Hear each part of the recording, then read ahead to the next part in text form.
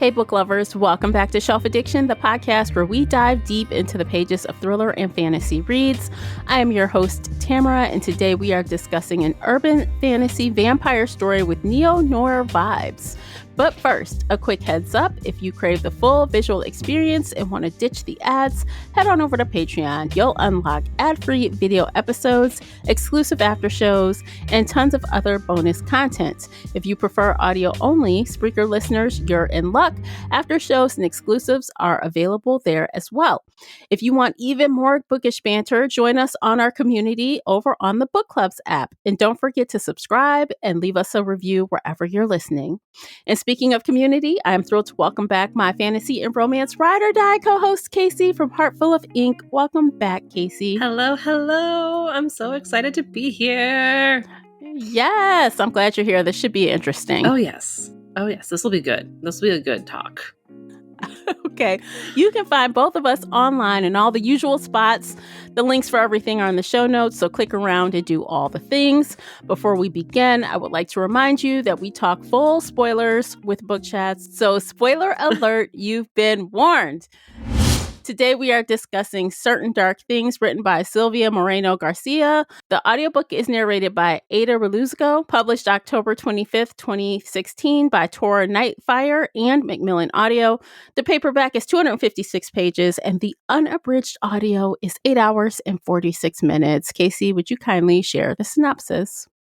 Welcome to Mexico City, an oasis of a sea of vampires. Domingo, a lonely garbage-collecting street kid, is just trying to survive its heavily policed streets when a jaded vampire on the run swoops into his life.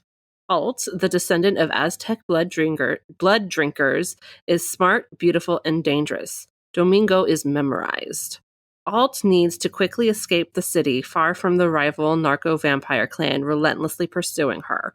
Her plan doesn't include Domingo, but little by little, Alt finds herself warming up to the scrappy young man and his undeniable charm. As the trail of corpses stretches behind her, the local cops and crime bosses both start closing in. Vampires, humans, cops, and criminals collide in the dark streets of Mexico City. Do Alt and Domingo even stand a chance of making it out alive, or will the city devour them all? Okay, so I want to pause 1 second and double check how they said this name in the audiobook. Okay. Because I think it is definitely different, but I would say Alt too, but I think it's Adel. I want to double check. Okay. I want to double check. Hold on. Yes, please. Yeah. She kept saying Adel, like Atzel. And I'm like, okay, maybe that's a Hispanic way of saying the word or something. Probably. I don't know. But when I saw the name, I'm like, yeah, that's Alt. Like Alt Delete. Alt Delete.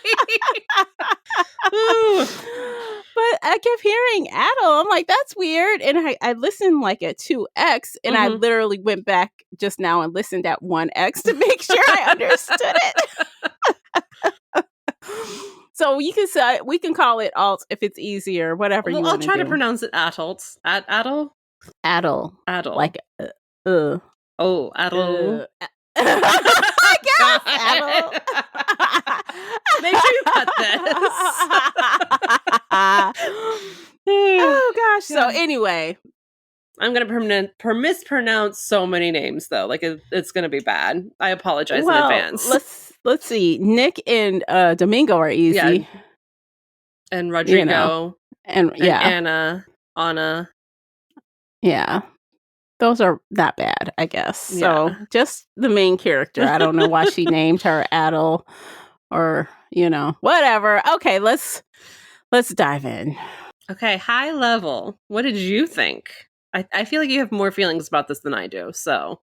I was glad it was only one book, and I was happy with the ending. I was like, oh, but I was kind of annoyed that she didn't get her dog. I'm like, why did he get her dog?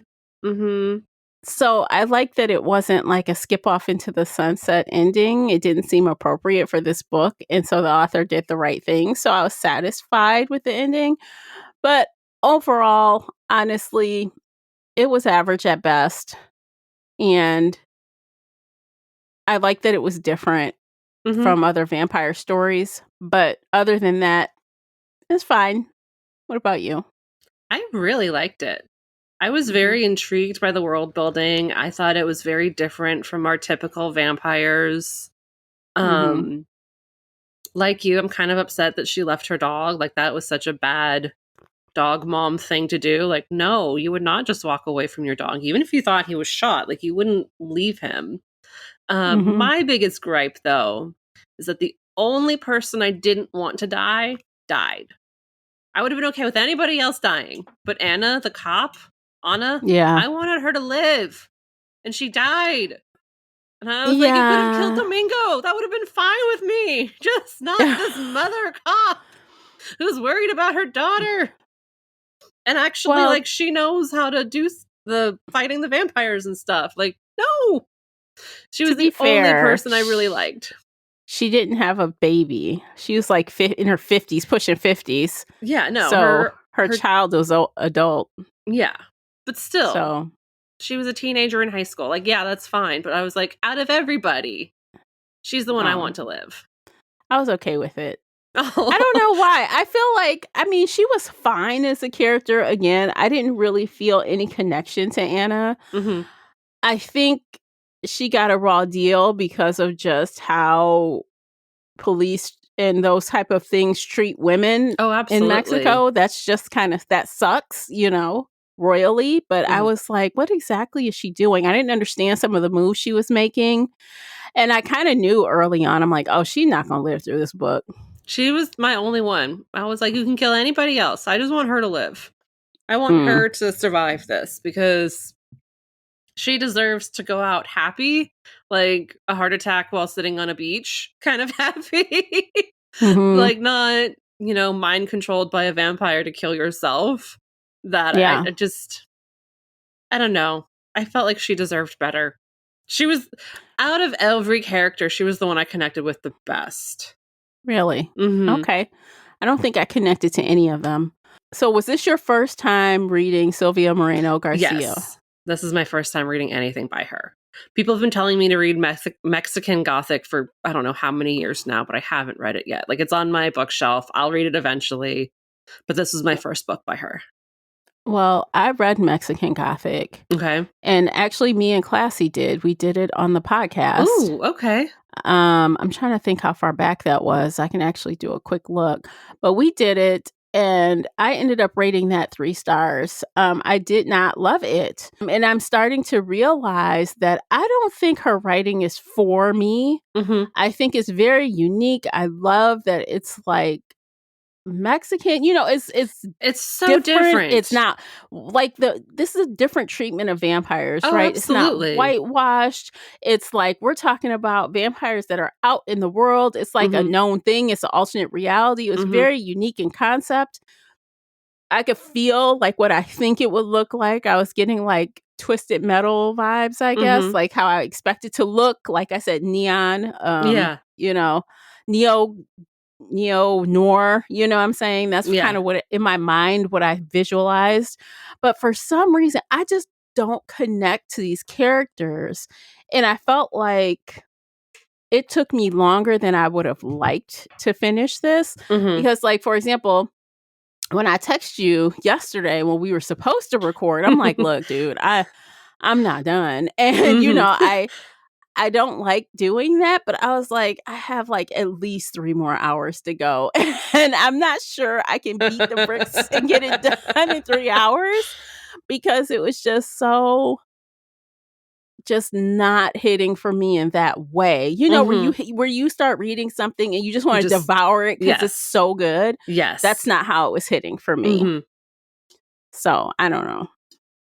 That sucks. I mean, it wasn't bad, but no, I was really, really into like the different types of vampires and how, you know, like she was talking about how they're from a long line of Aztec warrior vampires and all of this really cool stuff. And I was like, haven't ever really seen anything like this in any of the vampire books we've read before. They're usually British and very pale white and pasty blonde and, you know, want to drink tea with their blood or whatever. Like these vampires felt grittier almost. Very different. Although Adel drank a lot of tea. So much tea.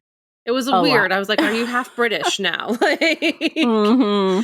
Um, but yeah, it felt like there was more action kind of before the story picked up.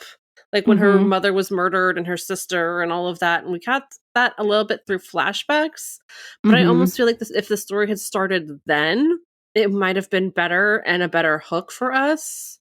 Mm-hmm. Just because like vampire battles, vampire wars, it would have been more intriguing to watch her descent from Mm-hmm. this pampered princess into running away and hiding in the fridge and then running to Mexico and hiding instead of just picking up while she's here. I think I agree with you because it took us quite a while to figure out why she ran away. Mhm. Like, what is she doing exactly? What's Yeah. going on? And then we get that whole what happened to her family, like flashback style while Mhm. she's explaining to Domingo or whatever. And I'm like, I don't know. Not Domingo. That's the wrong name. What's the kid's name? He is No, it is Domingo. Domingo. Yeah, Okay. yeah. So I don't know. I'm like, that's kind of sucky. You end up having to hide in the refrigerator. But I Honestly, I was like, agree. okay, in the future, if I need to hide, I'm going to hide in the fridge. I know, right? But I do think that maybe if we had got that action on the onset, like bam, bam, Mhm. bam, and then, we find her on the street, we go back, Yes. to the beginning of that, how it starts after Yes. that action, that might have pulled me in a different way. I think so. It wouldn't give the noir vibes, but it's more urban fantasy horror almost. And I don't Hmm. know. I think this author was going for too many genres and it didn't quite mesh. Because I think Okay. she really wanted it to be like the noir vampire kind of smoky, misty, scary vampires in the dark. Hmm. But it was also very urban fantasy. It was also very not that at the same time. Hmm. And you will never hear me say this ever again, but I almost think there was too much romance between Domingo and Alta. Um, like that could have been cut. They didn't need to have sex and become that obsessed with each other. Okay, so I think there wasn't a lot, but I agree with you. It shouldn't have been any. Yeah. Like that. Also, he was 17. Yeah, I was gonna say that. She kept calling him a boy, the boy, at The first. boy, he's And 17. and what did she say? She was 23. Mhm. So I missed in the author. Okay, so I think the author kind of messed up by making him visually average at best. Yeah. Like he was an average looking kid with Mhm. messed up teeth, like he needed some braces or something. And Definitely that needed kept coming braces. up, right? Mhm. So what I think if he was fine as hell, maybe there could have been some motivation for her to like kind of like be so attracted to him. I don't Mhm. know. But maybe she was trying to I don't know. I feel like she was alone and missing her people and Yeah. he was just around She and he explained was that like, towards the end where she was like, "I yeah. just needed an anchor and he was just there and I'm basically using him because I don't have my family." And I was like, "I understand that, but also maybe don't have this in the story or make him a better character." Or What would it have taken for the author to just make the kid 18? Just right? make him 18. It's 1 He year. was I don't know. Like he was very much a puppy dog, very obsessed with her. He came across as like a young teenager. Like he didn't feel like a 17, almost 18-year-old. I would have been like he just turned 17. Like he's still 16. Like he's still very much in the middle of, you know, hormones and growth spurts and like very very young. He does not have Yeah. anything figured out. Or she could have made Adol younger Mhm. because she's mature in the way of killing, right? So she's mature in that she has lived a lot where she's been around, drugs and, But you even know, then, like he's more exposed than her to some of those things. I yeah, would have rather in a have way. him been like 20, 21, and she was 25 or 26. Mhm. Like that still gives that age gap. That's still great. But even she talked about in her history how she was very spoiled with her life. She was just the spare. She didn't really do much of anything. She would drink and party and eat blood and, hang out with friends. And that's good, but that's also not how she's really coming across throughout the story. When she Mm-hmm. pulls out her gun and starts shooting people, and she's like, yeah, no, I'm a badass now, but my sister did all the training, and yeah, I'm a badass, but I never did anything. Mm-hmm. So there's that weird Yeah. dichotomy there. Yeah. Okay. So ultimately, neither one of these characters are really likable to me. Mm-mm. Neither one of them really make me feel for them in a way where I care what happens to them, which is bad. I think that's bad. And maybe aging them up could have fixed that. Like a couple things could have fixed that, I think. Mm-hmm. Maybe if Domingo wasn't so young feeling Mm-hmm. emotionally. He was very emotionally stunted, I feel like. He had Well, he something was, really embarrassing happen to him and yeah. degrading. But he also, you could tell he didn't have experience. When he tried to kiss her, it was awkward. You know what I mean? He didn't Mm-hmm. have any experience. And he needed that. Yes. Yes. He needed to be fine and he needed to have a lot of experience, even though he might be a novice when it comes to the world of vampires. Which is He can fine. still, yeah, he can still be dumb in regards to what he learned about vampires, but he needed to be stronger in other areas Mm-hmm. to balance that to me. Yeah. He didn't really have that anywhere. It was more like, I know how to gather garbage. I know how to take care of myself and make money with this. And I know just enough to say this is how we can get out of here. But everywhere else, he was the bumbling fool. Mm-hmm. And that, I felt bad for him more than anything. Mm-hmm. Also I felt bad that he got kicked out because his stepdad is a dick, and that was, I definitely pitied him for that. But Mm-hmm. I don't know. But again, it's in a poor kid kind of Mm-hmm. Oh way. yeah, no, definitely It's poor kid.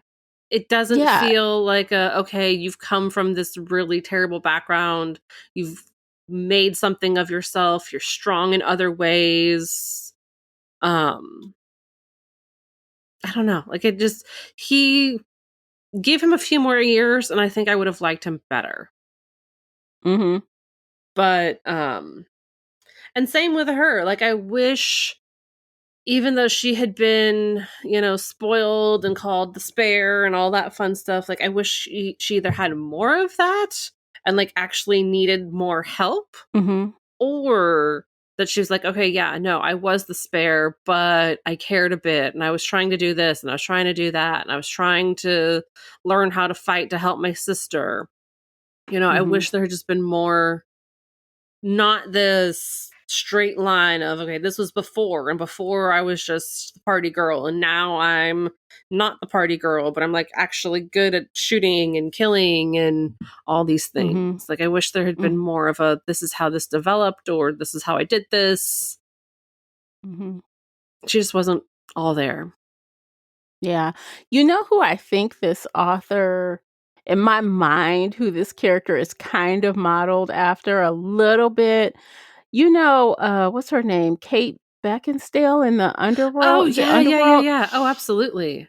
I I was love the getting those Underworld vibes. series. Yeah, I was getting those vibes from this character. Like she was trying to be like that a little, Mm-hmm. but not really. It was very, I don't know. And, like you were just saying, I just feel like for her to be the main character, there needed to be more to her, more Mm-hmm. something to connect us to her to make all of this other stuff worth it, and pan out. I want to be like, oh, well, I guess she had her reasons for falling for that child.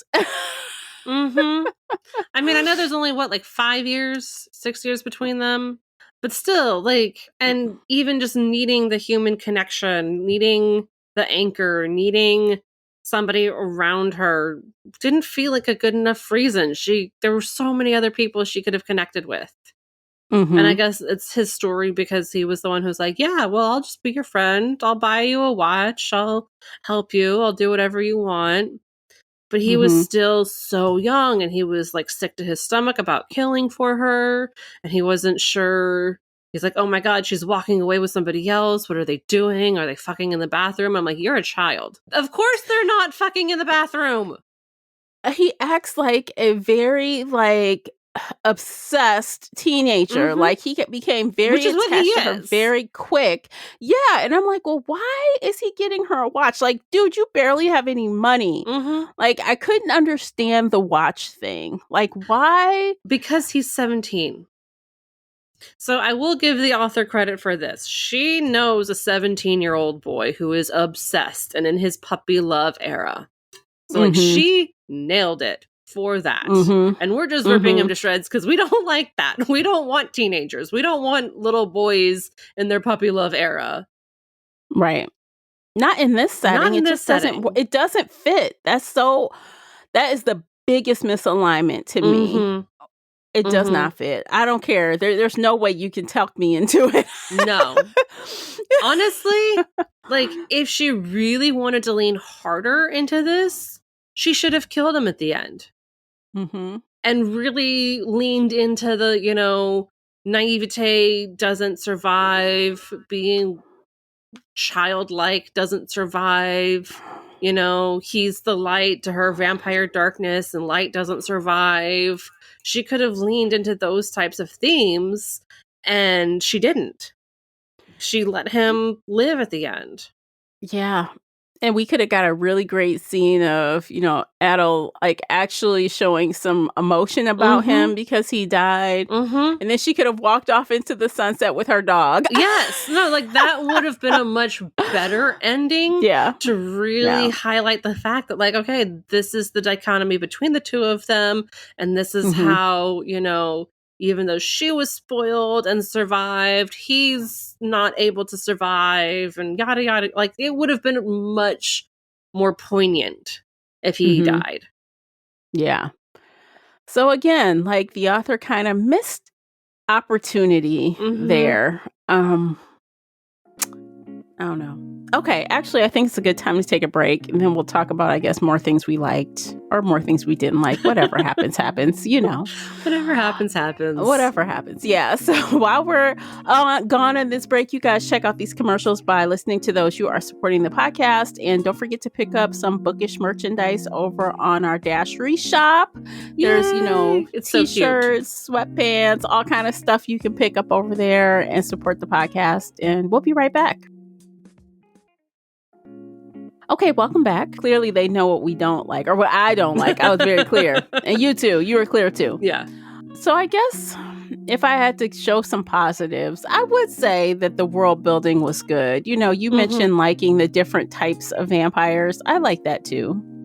Oh, yeah. No, it was amazing. Like, we don't usually get this much world building, like global world building. Typically in vampire series, it's always like, okay, well, we live in America, or we live in Europe, and let's only talk about Transylvania. Let's only talk about this. Let's only talk about that. And it can get very stagnant. It can get very annoying. But here, it was very much, okay, we have these different types of vampires, and here's how all the different types of vampires work together, and here's our lineage from the Aztecs, and here's how we don't know if the colonizers knew about the vampires, or the vampires came in with the colonizers, but it was just so intertwined. It was fascinating. Yeah. I think, though, I wish I had a little more guts on the types of vampires and what they could do. Like, I understood, like, high level that, like, some were more inherently bad. Some could, control people more, and some could change into things and some couldn't. But I don't know. I wanted a little bit more of that as well. Just a little, maybe. Yeah. There's a glossary at the end of the ebook. I don't know if you had it or not, or did you just listen to the audiobook? It goes into, there's a lot at the end of the ebook. So there's like descriptions of all the different type of vampires, like what the Renfield means, vampire relations, vampire health. Then there's an interview with the author. They even have discussion questions. You know If we what? The get Renfield, when they mentioned the Renfield, Mhm. a Renfield, that reminded me of that movie. I'm like, oh, Mhm. yeah. Renfield. So there were, He was yeah. Dracula. I didn't think about that for a second there. I was like, what's that Mm-hmm. vampire's name? Dracula. Yeah, it was his His helper. worker, helper. Mm-hmm. But that's a cute movie. Not to get sidetracked. Yeah. Renfield. Yeah, I think that's like carryover from, other themes, that was Absolutely. not new. Absolutely. Yeah. Yeah. I don't know. So what were you going to say? I'm sorry I interrupted I you. don't remember. I got distracted. Now I'm just thinking about the movie. Which was better than this book, I must say. Yes. It made me laugh a lot. This book did not make me laugh. So I wish then, since there were descriptions for all of these things, I almost wanted like how J.R. Ward does it. She puts it in the front of the book. Mm-hmm. Like, show me up front instead of at the end. And then also, if you're on audio, say something like, oh, descriptions and glossary is available in the online ebook or on the author's website or something, Mm-hmm. because I feel like I needed that just to get a little bit more something or another. I don't know. It's fine, I guess. That's one of the downsides, I guess, to audiobook is like if there's some extra and the publisher doesn't see fit to let you know there's extra or there's an attachment to the audiobook, sometimes they'll put a PDF with the audiobook so you can see whatever map or that's nice glossary or definitions. Yeah, but not this one. So well, that's annoying that it didn't work with this one, but that's nice that they do it generally. I don't know how much more that would have made me like it or feel like it was more complete. I don't know. I mean, it's always really helpful when you have a glossary defining these are the different types of vampires. These are what this means. This is that. Like, it's helpful. It's fantastic. It's necessary most of the time. I mean, authors shouldn't rely on that entirely. They need to have those descriptions in the book. So if people don't have access to the glossary or don't read the glossary, they understand what's going on. And she did that a little bit, not to the best extent, but it was there in the story. But I just wish like there had been more. So what do you think about the antagonists, Nick and Rodrigo? Honestly, they just felt bad for the sake of being bad. Like Nick, yeah, he's just a playboy who wants to hurt women. There's no, my daddy hit me, or like, I've been abused. It was just, she said no to me, so now I want to skin her alive and torture her forever because I'm a fragile male with a very big ego. I'm just sick and tired of villains like that. They're so benign and just evil for the sake of being evil, or evil because of misogyny. And I'm just like, can we just not? Can we give them more depth? No, it's just all about dominance. And he just wants to put his dominance over everyone, every woman he comes across. Yeah. That's absolutely. And it's just so pedantic. It's annoying. Yeah. Give me something else. Yeah. And it's weird because it's like he's not in charge, but he's in charge, but not in charge. Yeah, he wanted to be in charge.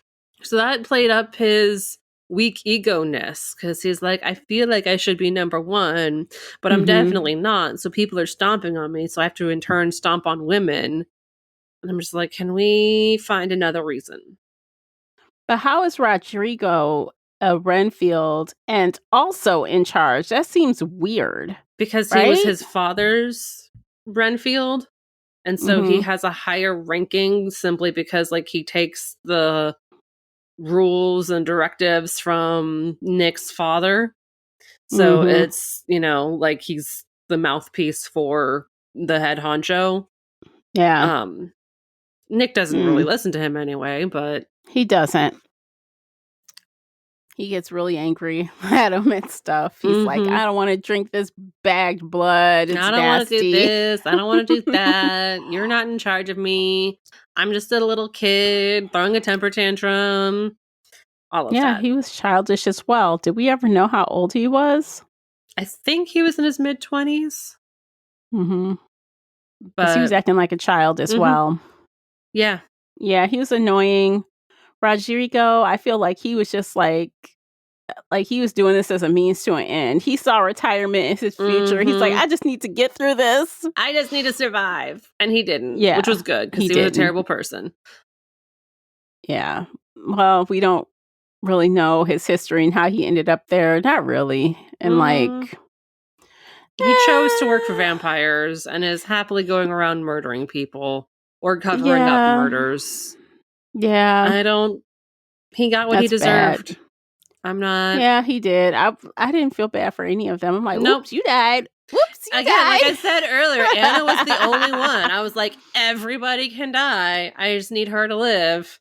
And then she didn't. And I was like, I hate everything. But she really wasn't 100% on the straight and narrow either. And that's fine. Like, she was a cop who kind of knew how to fight vampires, but also was trying to find a safe place to live without vampires. And yeah. No, I just... What'd you think about... What did you think about Bernardino? Creepy. Very creepy. That was my thought the whole time. Just very... Side note, and I promise I have a thing. Did you ever watch the movie What We Do in the Shadows? Mm-mm. Oh, okay. Well, it's a vampire movie set in New Zealand, and they have a vampire who kept reminding me of him. Very hunched over, like skin as white as bone. His name was Peter in the movie, but I that's how I pictured here. Really? Yes. Okay, so that was a comedy, though, right? Yeah, no, that's a comedy. Let me see if I can find it really quickly. Just because, Because he's very powerful and very old. If I hold this up, can you see this picture? That's Peter. That's who I was picturing. Okay. Very dark and scary. Big teeth. Bald. Long fingers and long fingernails.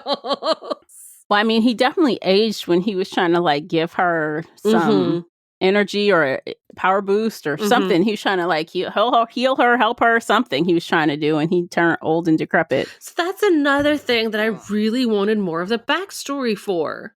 So apparently, he was in love with her mother, but her mother left him.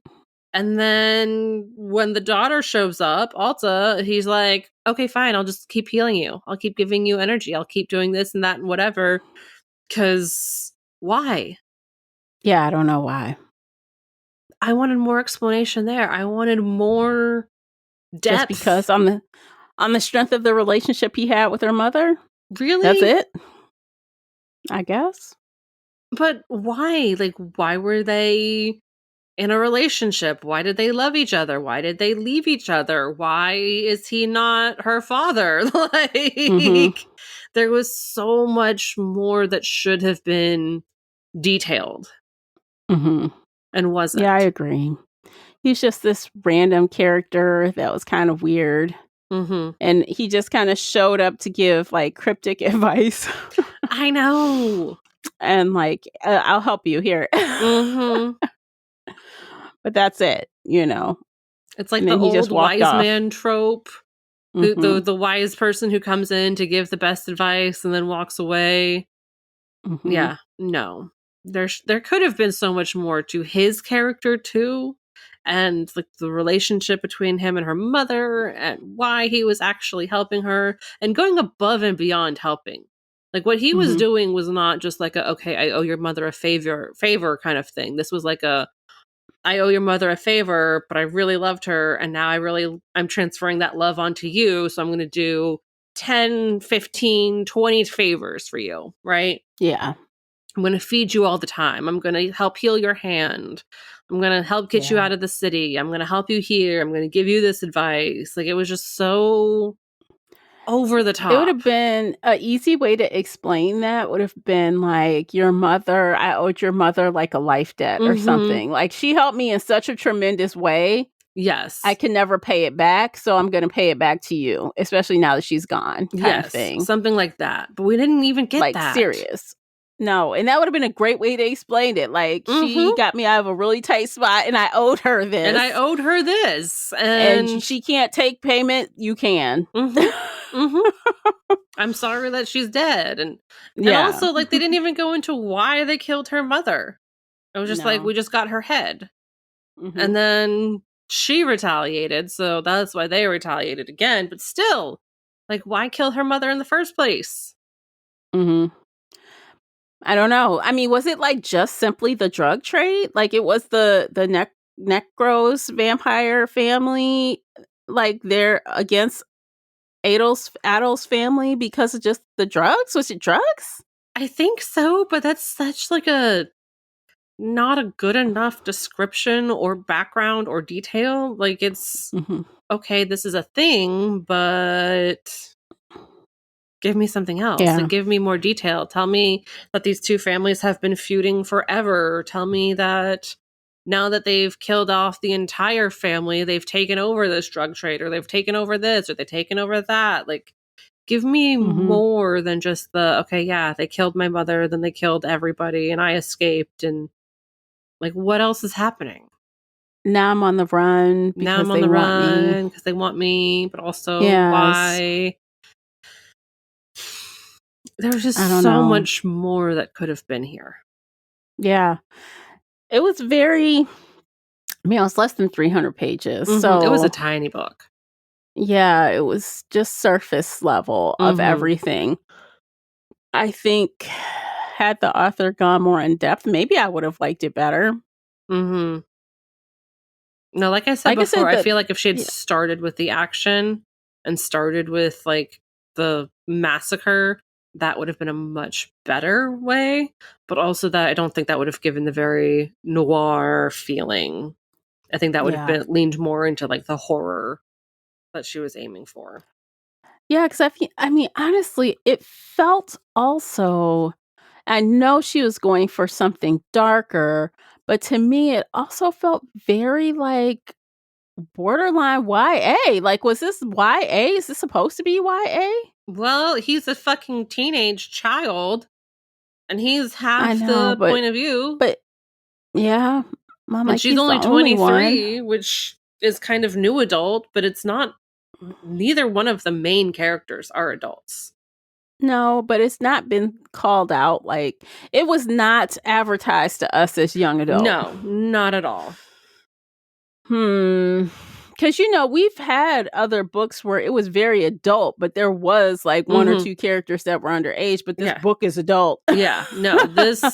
But that doesn't feel like that was the case here exactly, even though there were some dark and horror-ish things happening. No, this felt more young adult, new adult than adult story. Yeah, which I also didn't like. Just make it all the way adult. I don't know. If they just aged him up to 20. Maybe he'd been in love, like real love before, so he doesn't have this puppy love. So that makes me think that Domingo and actually Adol, they're kind of one-dimensional. They're not, which kind of also in turn made them a little bit dull. And predictable. And predictable, yeah. I don't know. I like the dog. The dog was great. But the dog was like, it had some kind of thing on it. Like, it was an enhancement, like a tech enhancement on the dog, which was interesting. I don't know. I'm not a fan of Doberman pinchers, but it's still fun. But this was a magical Doberman, so yeah. Who would like bite someone's head off if she told it to. That's the type of dog I want. yeah. But I want my dog to not look so scary. I want it to be like, what's the word I'm looking for? Stealth. Like, oh, he looks like a, what's that trend? Looks like a, well, people say they look nice, but they're mean. And they look mean, but they're mean. And they look nice, but they're nice. What's that trend? They say looks like a something is a something. I can't think of the two words right now. It's killing me. Oh, God. I know exactly what you're talking about. And it's, that's what I want my dog to be like, incognito. So yes. cute, but so cute. But it'll bite your whole head off. Yes. yeah. Danger in disguise. But yes. Her dog was not in disguise. He was very intimidating. Oh yeah.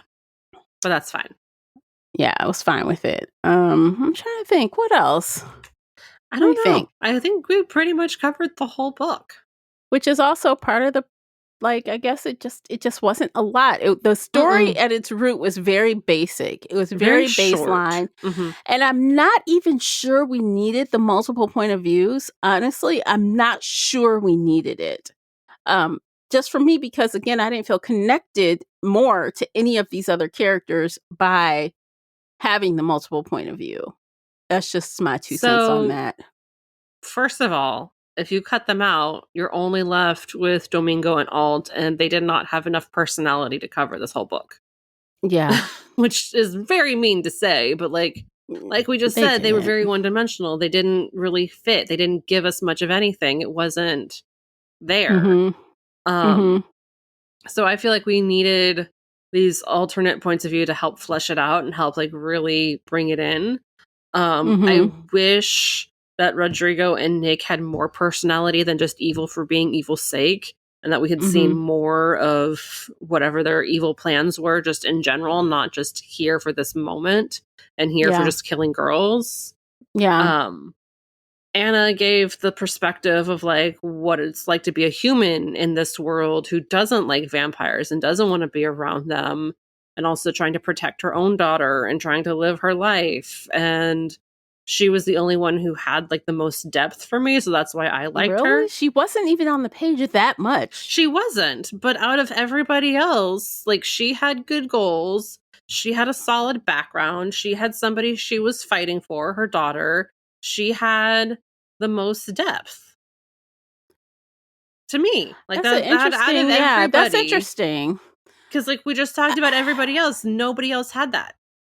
Well, I guess she had the most at stake. Yes. But I don't know if that makes... Yeah, she did. But I don't know. You're right. You're right on all those points, but that does not make me care for her anymore. I don't know. There was just something... There was just something there was a gap. There's something where Anna's point of view did not... I don't know. It did not make me... It didn't do what I think the author wanted it to do for me, personally. I'm like, okay. And maybe I'm just a person with ice water in my veins. I don't know. No, because you care about other characters in other books. Yeah. And Anna was very jaded. Her life hasn't been very good. She keeps, smoking and breaking promises to her daughter, and she's worried about money, and it's very standard issues. But out of everybody, I felt like she was the fleshed out the most. So that's fair. That's fair. I don't know. My goodness. All right. Certain dark things. Where did the title come in? I guess they're all dark. Certain dark things. I guess so. Vampires. Yeah, I guess. Okay, so I bet you can guess what I'm going to rate this. Let's rate it. I bet you can guess. Well, do you want me to go first, or do you want me to guess? I want you to guess what you think I'm going to rate it. I think you're at a 2.5, but you're going to round up to a 3. Almost. I'm at a 2.5, but I'm going to round down to a 2. Ooh. Oh, so I was right when I said 2.5. Yeah, you were. There's just so, honest to God, once I started this, I was like, fuck, why did we pick this one? That was like, I feel like, and I was complaining to Kevin about this book, and I was like, dude, I feel like our book chats, we've not had the best picks this year. No, like we've had this year has been bad. Yeah, so I was like, damn. I said, we were trying to find a shorter book, and I feel like it bit us in the ass. It did. It did. This was not the way to go. But no, it was just kind of like it dragged my mood down. It was like, bleh. So I'm like 2. That's what you get 2. Okay. What about you? I'm also at a 2.5, but I'm going to round up to a 3. I'm more impressed by the like overall world building, and I'm interested enough to like, if she ever writes another vampire book, I might pick it up, especially if it has other characters, because I feel like this world is so big. She could easily do something else in this world with completely new cast, and that might be interesting, and I would be tempted to pick that up. So 3 stars. Very good. I think that's very generous of you. Yes. Personally, I think I'm done with this author. This was my second time with her. And when I went and honestly, I looked through like all of her published books, and I looked at the average rating for all of them, and they're all in the 3 point something. Not a single one of them is a standout. So I am more confirmed that I think I am done. Because like there's not even one that's a high 4 somewhere in the mix of everything she's written. So I have a feeling like I've gotten a really good representation of her style of writing, and I'm not sure it's for me. That's fair. Yeah. Even though I did like that it was different, but not enough. It was not enough. Yes. All right, so I think we'll end things there. Okay. We don't know what we're going to read next on the book chat. You'll have to come along on this ride with us and be surprised with us. We don't know. It'll be exciting to figure out. Look, I know one thing. I hope we don't have any more time restraints, so we don't have to limit ourselves to a short book. Yes. Or we'll hopefully find a better short book. Yeah. Or at least like this. I don't know. I need a win, damn it. I need a win. So actually, if you guys have any suggestions for us that are standalones or something that you're really, really, really interested in, and you will like stand like 10 toes down, we need to read it, please, give us the suggestion. Let us know. We'll consider. Yeah, we'll consider. We don't promise, but we'll consider. Yes.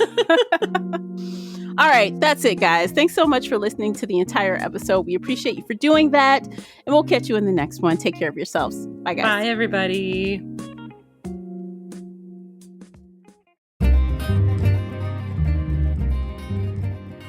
Did you enjoy today's episode? If so, please head over to Apple Podcast or Spotify and leave a positive 5-star review.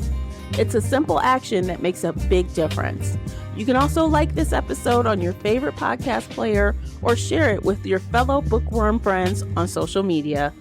Joining the Shelf Addiction Patreon family is another way to support us. For as little as $2 a month, you can help our team create even more amazing bookish content. If Patreon isn't your thing, consider becoming a supporter on the Spreaker app for just $5 a month and gain access to exclusive audio-only content. You can find me everywhere, including Instagram, X, and TikTok under the handle Shelf Addiction. Join our book club of the same name on the book club's website and app, where we discuss all things bookish and more in a safe space. The Shelf Addiction podcast is a part of the Nerdy Maven Network. Thanks for tuning in.